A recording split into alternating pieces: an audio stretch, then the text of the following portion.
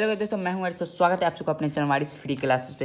दोस्तों क्लास 10 भारतीय भवन का बुक है जीव विज्ञान, उसका सेकंड चैप्टर है श्वसन। ठीक है, और श्वसन का अति लघु उत्तरीय प्रश्न के हमने 30 तक सोल्व कर रखा है। ठीक है, 30 तक पूरा सोल्व कर रखा है। ठीक है, 31 32 भी कोई बुक में वो भी हमने सोल्व कर रखा है। ठीक है, और लघु उत्तरीय प्रश्न यहाँ पे देखिए 1 से लेकर 10 तक के लघु उत्तरीय प्रश्न।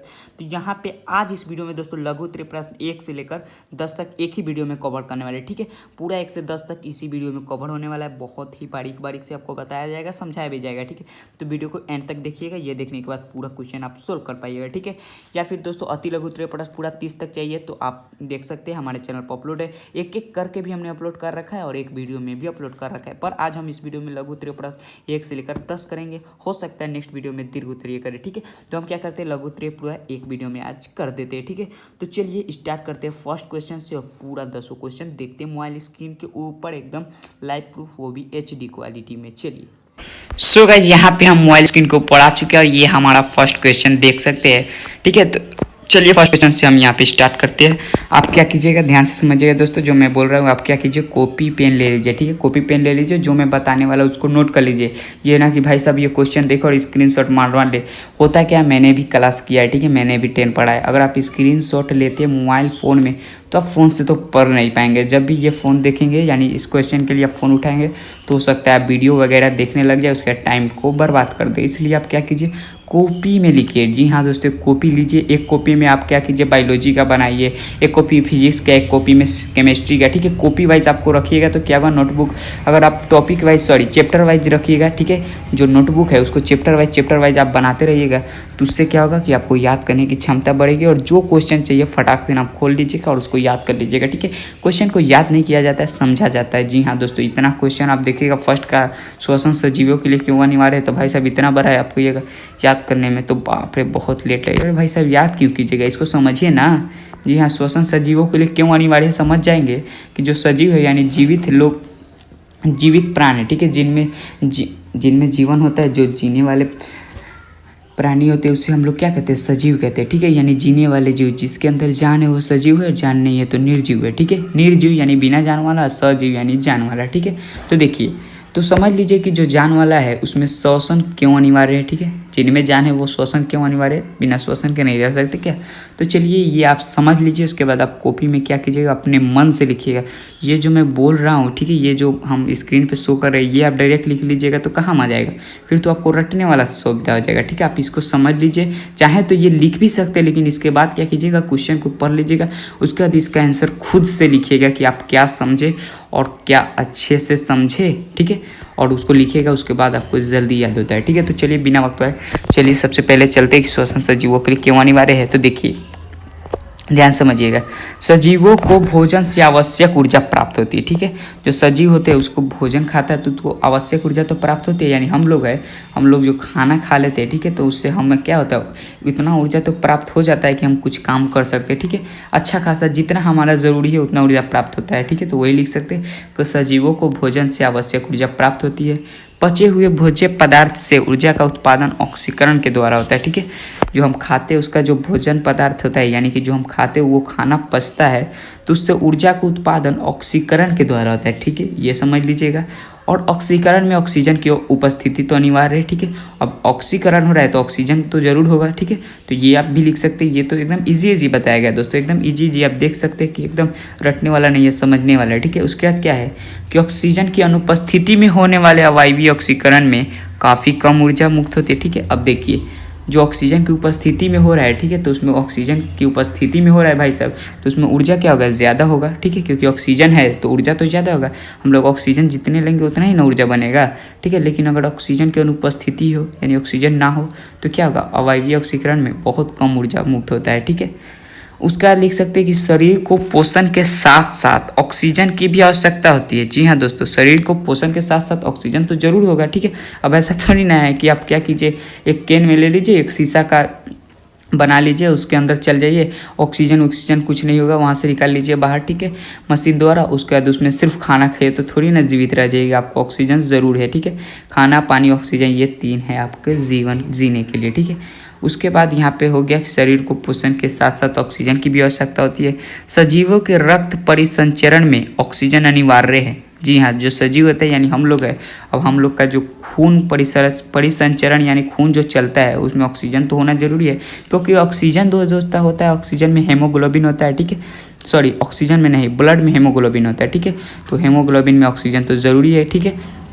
अब देखिए उसके बाद क्या है कि शरीर को यह ऑक्सीजन श्वसन से ही प्राप्त होता है। जी हाँ, हम जो सांस लेते देखिए, जो सांस लिए तो जो सांस हमारे नाक से यानी नासिका छिद्र से जाता है तो वो ऑक्सीजन ही ना जाता है, ठीक है। हम गर्दा माटी थोड़ी ना लेते, ऐसा थोड़ी ना कि आप क्या कीजिए कि एकदम पानी के अंदर जाते हैं तो कहाँ हम लोग ले पाते। हालांकि पानी के अंदर ऑक्सीजन है दोस्तों, ठीक है, लेकिन हमारे पास वैसी साधन नहीं है कि हम पानी के अंदर से ऑक्सीजन ले सके। पानी के अंदर से मछलियाँ वगैरह लेती है गिल्स की मदद से, ठीक है, उनके जो शरीर है उनमें गलफड़ा होता है, वहाँ से वो ऑक्सीजन लेती है, ठीक है। तो ये आप समझ गए कि शरीर को ये ऑक्सीजन श्वसन से ही प्राप्त होता है। उसके बाद है कि सामान्यतः, ठीक है, सामान्यतः ऑक्सीजन ग्रहण करने तथा कार्बन डाइऑक्साइड छोड़ने की प्रक्रिया सांस लेना है, अर्थात वृहत रूप में श्वसन उन सभी प्रक्रियाओं में शामिल है जिनके द्वारा शरीर में ऊर्जा का उत्पादन होता है, ठीक है। इस कारण श्वसन अनिवार्य है, ठीक है। ये आप डिफिनीशन लिख सकते हैं। ये आपका फर्स्ट क्वेश्चन सोल्व हो गया कि श्वसन सजीवों के लिए क्यों अनिवार्य है। अब जो हम यहाँ पे बताए इसको आप पहले पूरा नोट कर लीजिए, ठीक है, एक एक वर्ड। उसके बाद आप पहले 1 बार 2 बार या फिर 10 बार हो सके, ठीक है, 5 बार 10 बार आप इसको पढ़ लीजिएगा, अपने आप समझ जाइएगा कि क्या कहना चाह रहा है क्वेश्चन में और क्या इसका आंसर है, ठीक है। उसके बाद कॉपी पेन लीजिएगा और खुद से इसका आंसर लिखिएगा, आपको ऑटोमेटिक याद हो जाएगा। और जो लिख के याद कीजिएगा ना भाई साहब, जो लिख के याद कीजिएगा ज़िंदगी भर याद रहेगा। हाँ, रटने से अच्छा तो लिख लीजिए, क्योंकि एग्जाम में पूछा नहीं जाता है, लिखा जाता है। क्या लिख रहे ये मैटर क्या होता है, ठीक है, क्या आप जान रहे ये मैटर नहीं करता, ठीक है। तो ये फर्स्ट क्वेश्चन सोल्व हो गया, ठीक है। अब चलिए हम सेकंड नंबर क्वेश्चन चलते हैं कि श्वसन की परिभाषा लिखिए, ठीक है। तो श्वसन की परिभाषा तो बुक में भी आपको मिल जाएगा, ठीक है। देखिए बुक में क्या है कि श्वसन बुक में भी आपको मिल जाएगा, लेकिन यहाँ पे हम क्या लिखे हैं, देखिए कि श्वसन सजीवों की अति अनिवार्य प्रक्रिया है, ठीक है, बहुत ज़रूरी है, ठीक है, क्योंकि हम ऊपर ही बताया कि श्वसन के बिना जीवन नहीं है। उसके बाद इसमें ग्लूकोज अणुओं का ऑक्सीकरण कोशिकाओं में होता है और श्वसन वैसी क्रियाओं के सम्मिलित रूप को कहते हैं। यहाँ से बुक में लिखा है कि श्वसन वैसी क्रियाओं के सम्मिलित रूप को कहते हैं जिसमें बाहरी वातावरण से ऑक्सीजन ग्रहण कर शरीर की कोशिकाओं में पहुँचाया जाता है। आप डरिए मत, हम इसका बहुत सटीक आंसर देने वाले छोटा में, जहाँ इसका उपयोग कोशिकीय ईंधन का ऑक्सीकरण कई चरणों विशिष्ट एंजाइमों की उपस्थिति में करके जैव ऊर्जा एटीपी का उत्पादन किया जाता है, ठीक है, तथा इस क्रिया से उत्पन्न कार्बन डाइऑक्साइड को फिर कोशिकाओं से शरीर के बाहर निकाल दिया जाता है। इतना बड़ा है, आप इसको डायरेक्ट 2 नंबर का क्वेश्चन ये भी लिख सकते हैं कि श्वसन सजीव के लिए अति अनिवार्य है, इतना तो आप लिख सकते हैं। उसके बाद लिख सकते हैं कि श्वसन वैसी क्रियाओं को सम्मिलित रूप को कहते हैं जिसमें बाहरी वातावरण से ऑक्सीजन ग्रहण कर, ठीक है, ऑक्सीजन ग्रहण कर शरीर की कोशिकाओं में पहुंचाया जाता है, जहाँ, ठीक है, जहाँ से हमें ऊर्जा प्राप्त होती है। जी हाँ, जहाँ से हमें ऊर्जा प्राप्त होती है, आप इतना भी लिख सकते हैं, जहाँ से हमें ऊर्जा प्राप्त होती है डायरेक्ट, ठीक है, हमारा ऊर्जा क्या होता है, प्राप्त होता है, ये आप डायरेक्ट लिख सकते हैं। हो गया इसका आंसर, ठीक है, ये हो गया सेकंड का। अब ये थर्ड का क्या है कि संपूर्ण श्वसन की प्रक्रिया को समीकरण से दर्शाता है, तो ये भी बुक में है, ठीक है। तो हम देखिए यहाँ पे डिफिनीशन में आप थोड़ा बढ़ा चढ़ा के लिख सकते हैं कि श्वसन एक रासायनिक अभिक्रिया है जिसे ऑक्सीकरण कहा जाता है। इसके निम्न समीकरण है, जैसे 6C6 है, H12 है, O6 है, ये जो 612O6 है, ठीक है, यानी 612 यानी 6 12 6 है, वो नीचे होता है, O के नीचे, C के नीचे, H के नीचे, लेकिन मोबाइल में इसलिए इसके बगल में दिख रहा है, ठीक है। पहले क्या ग्लूकोज होगा, फिर ऑक्सीजन होगा, ठीक है। उसके बाद बन क्या रहा है, तो बन रहा है कार्बन डाइऑक्साइड, जल और ऊर्जा बन रहा है, ठीक है। और यहाँ, ठीक है, यहाँ पे एंजाइम भी होता है, ठीक है, ऑक्सीजन और एंजाइम की उपस्थिति भी होती है। 2 यानी ग्लूकोज, ऑक्सीजन और एंजाइम की उपस्थिति में बनता है कार्बन डाइऑक्साइड, जल और ऊर्जा। यहाँ पे दोस्तों डैश है, लेकिन यहाँ पे तीर होना चाहिए, ठीक है, बट यहाँ पे तीर नहीं दिया पाया, ठीक है, तो आप समझिएगा। ये भी लिख सकते हैं उसके बाद कि इस क्रिया में ऊर्जा मुक्त होती है तथा सह उत्पाद के कई रूप में कार्बन डाइऑक्साइड तथा जल निकलता है, ठीक है, क्योंकि बुक में भी ऐसा लिखा हुआ है। नेक्स्ट क्वेश्चन आइएगा कि ग्लूकोज के आर्थिक ऑक्सीकरण से किन किन यौगिक का निर्माण होता है। जी हाँ दोस्तों, चौथा नंबर क्वेश्चन सोल्व करते हैं कि ग्लूकोज के आर्थिक ऑक्सीकरण से किन किन यौगिकों का निर्माण होता है। तो देखिए ग्लूकोज के आंशिक ऑक्सीकरण यानी बहुत कम ऑक्सीकरण, आंशिक यानी बहुत हो रहा है, उसके ऑक्सीकरण ग्लूकोज के आंशिक ऑक्सीकरण से 2 अणु पाइरुवेट, ठीक है, 2 अणु पाइरुवेट 3 कार्बन वाले अणु, ठीक है, 2 अणु पाइरुवेट यानी 3 कार्बन वाले अणु, ये क्वेश्चन में लिख सकते हैं, या फिर ये डायरेक्ट लिखिएगा कि 2 अणु पाइरुवेट इथेनॉल या लैक्टिक अम्ल, कार्बन डाइऑक्साइड एवं जल H2O का निर्माण होता है, ठीक है। क्या हो रहा है कि ग्लूकोज के आंशिक ऑक्सीकरण से 2 अणु पाइरूवेट का निर्माण होता है, इथेनॉल या लैक्टिक अम्ल का निर्माण होता है, कार्बन डाइऑक्साइड का निर्माण होता है और जल का निर्माण होता है। ठीक है, 1 2 3 4, ठीक है, ये 4 चीज़ का निर्माण होता है। ठीक है, अब ये बहुत ही मज़ेदार क्वेश्चन जिसका आप वेट कर रहे होंगे। क्वेश्चन बड़ा मज़ेदार है। 5वां नंबर क्वेश्चन है कि लगातार दौड़ने से व्यक्तियों की पेशियों में दर्द क्यों होता है। हाँ, ये बात तो है कि देखिएगा कि हम लोग बहुत दौड़िएगा, ठीक है, हम लोग या फिर कोई भी, अगर आप जैसे मान लीजिए जो हमेशा दौड़ता है उनको दर्द कम होता है, ठीक है, लेकिन अगर आप दौड़ते नहीं हैं, एक बैग दौड़िएगा, बहुत दौड़ लीजिएगा तो आपका पेशियों में दर्द हो जाएगा। वो क्यों होता है, तो वो क्या होता है, ऑक्सीजन की कमी से होता है। जितना हम ऑक्सीजन ले रहे हैं, ज़्यादा दौड़ेंगे तो हमें ज़्यादा ऑक्सीजन की क्या होता है, आवश्यकता होता है, लेकिन उतना ऑक्सीजन हमें नहीं मिल पाता, इसलिए दर्द होता है। ठीक है, डिफिनीसन की बात करें तो यहाँ पे देखिएगा कि लगातार दौड़ने से हमारे शरीर से ऊर्जा का खपत अधिक होता है। हाँ, बात सही है, जितना दौड़िएगा ऊर्जा तो खपत हो रहा है। इस दौरान ऑक्सीजन पर्याप्त मात्रा में घट जाती है होगा। ठीक है, इस दौरान में ऑक्सीजन क्या होता है, पर्याप्त मात्रा में नहीं मिल पाती, उसका घट जाती है मात्रा। और ऑक्सीजन के अभाव में हमारी पेशियों में पाइरूवेट, ठीक है, पाइरूवेट लैक्टिक अम्ल का निर्माण होता है। जी हाँ, ऑक्सीजन का जब अभाव है, ठीक है, ऑक्सीजन का अभाव होता है हमारे शरीर में, तो हमारी जो पेशियाँ है, ठीक है, पेशियाँ जो है उसमें क्या होता है, पाइरूवेट लैक्टिक अम्ल। जी हाँ दोस्तों, ये याद कर लीजिएगा, यही जो है दोस्तों जिसकी कमी से दर्द होता है। ठीक है, तो पाइरूवेट लैक्टिक अम्ल का निर्माण होता है। ठीक है, ये जब निर्माण होता है तो दर्द होने लगता है। ठीक है, ये निर्माण होता है तो यह लैक्टिक अम्ल अधिक मात्रा में हमारी पेशियों में संचित हो जाती है। जी हाँ, ये लैक्टिक अम्ल जो है बहुत अधिक मात्रा में, ठीक है, बहुत ज़्यादा मात्रा में हमारी पेशियों में क्या होता है, संचित हो जाती है। इस कारण हमारी पेशियों में दर्द होने लगता है। आप डायरेक्ट देख लीजिए, इतना इजी आपको कोई नहीं बताया होगा। ठीक है, आप ऐसे लिख सकते हैं। ठीक है, क्या होता है कि लगातार दौड़ते हैं तो हमारे शरीर में ऊर्जा खपत होती है, उस दौरान ऑक्सीजन पर्याप्त मात्रा में नहीं मिल पाती है, और ऑक्सीजन पर्याप्त मात्रा में नहीं मिल पाती है तो हमारी पेशियों में लैक्टिक अम्ल का निर्माण होता है, और ये लैक्टिक अम्ल जितना निर्माण होता है उतना ही पेशियों में संचित हो जाता है, जिससे अगर लैक्टिक अम्ल हमारे पेशियों में संचित है तो हमारा दर्द तो होगा ही, ये कारण ही है। ठीक है, इससे अच्छा कोई आपको नहीं बताएगा। ठीक है, धर डिफिनेशन 10 लाइन का लिखने से अच्छा 2 लाइन में आप एग्जामिनर को ऐसा बात समझा दे कि बस आपका 2 नंबर का 2 नंबर मिल जाए। नेक्स्ट क्वेश्चन है कि किण्वन किस प्रकार का श्वसन है, यह कहाँ होता है। जी हाँ दोस्तों, किण्वन किस प्रकार का श्वसन है, 6 नंबर क्वेश्चन, और यह कहाँ होता है। तो देखिए, किण्वन एक अवायवीय श्वसन है। ठीक है, इसमें पाइरूवेट का 2 अणु बनता है। ठीक है, यह क्रिया कोशिका द्रव में होती है। ठीक है, कहाँ होती है, यह क्रिया कोशिका द्रव में होता है। इसका प्रत्येक चरण विशिष्ट एंजाइम के द्वारा उत्प्रेरित होता है।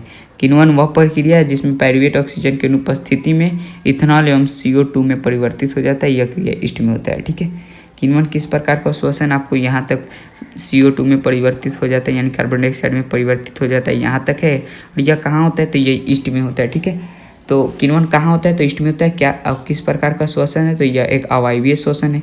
या आप डायरेक्ट ये भी लिख सकते हैं कि किण्वन एक अवायवीय श्वसन है तथा यह क्रिया ईस्ट में होता है। ठीक है, लेकिन हमने थोड़ा बढ़ा चढ़ा के लिखा है क्योंकि 2 नंबर का बात है, बाकी आप देख लीजिएगा वो भी सही ही है। ठीक है, अब आते हैं कि श्वास नली। 7वां नंबर क्वेश्चन है कि श्वास नली या ट्रेकिया क्या है। ठीक है, श्वास नली को ट्रेकिया कहा जाता है। ठीक है, ट्रेकिया इंग्लिश वर्ड है और श्वास नली हिंदी। तो श्वास नली क्या है, यानी ट्रेकिया क्या है।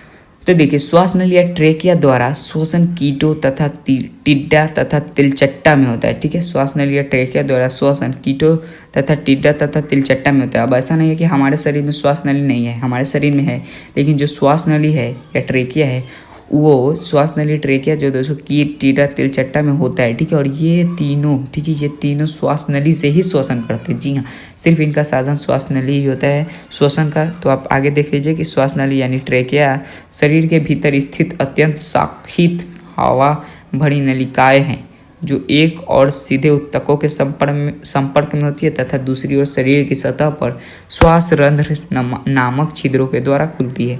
यह कीटों का श्वसन अंग है। ठीक है, तो ये रहा 7वां नंबर क्वेश्चन का आंसर। ठीक है, अब आते 8 नंबर क्वेश्चन का। ठीक है, ये देखिए, मछलियों में गिल्स कहाँ अवस्थित है। ठीक है, मछलियों में गिल्स यानी गिल्स कोई गलफड़ी कहता है। ठीक, सॉरी गलफड़ा कहते हैं। ठीक है, गिल्स इंग्लिश वर्ड है और गलफड़ा हिंदी। ठीक है, तो देखिए, मछलियों में जो दोस्तों गलफड़ा होता है वो कहाँ अवस्थित होता है। ठीक है, तो ये हम बता देते हैं। तो देखिए, गिल्स मछलियों में पाए जाने वाले एक विशेष प्रकार का श्वसन अंग है। ठीक है, ये आप थोड़ा डिफिनीशन के साथ लिखिएगा। ये क्या होता है कि 2 नंबर क्वेश्चन या फिर 5 नंबर क्वेश्चन में अगर आप डिफिनीशन के साथ लिखते हैं ना दोस्तों, तो एग्जामिनर आप सोचता है कि हाँ ये भाई साहब, ये बच्चा तो अच्छा खासा पढ़ा लिखा रहता है और नंबर पूरा का पूरा देता है, इसलिए थोड़ा हम बढ़ा चढ़ा के आपको बताते रहते हैं। ठीक है, तो देखिए, बाकी आप डायरेक्ट मुद्दा भी लिख सकते हैं तो कोई नंबर नहीं कटेगा अगर आपका राइटिंग सही होगा तो, ठीक है। राइटिंग भी बहुत मैटर करता है। देखिए, गिल्स मछलियों में पाया जाने वाला एक विशेष प्रकार का श्वसन अंग है, ठीक है। और मछलियों में गिल्स दो समूहों में पाए जाते हैं। गिल्स के प्रत्येक समूह सर के पार्श्व यानी पीछे भाग में आंख के ठीक पीछे स्थित होता है, ठीक है। गिल्स है वो समूह सर, जो सर होता है उसके पीछे वाले भाग में आंख के ठीक पीछे स्थित होता है, ठीक है, जो गिल्स है, ठीक है।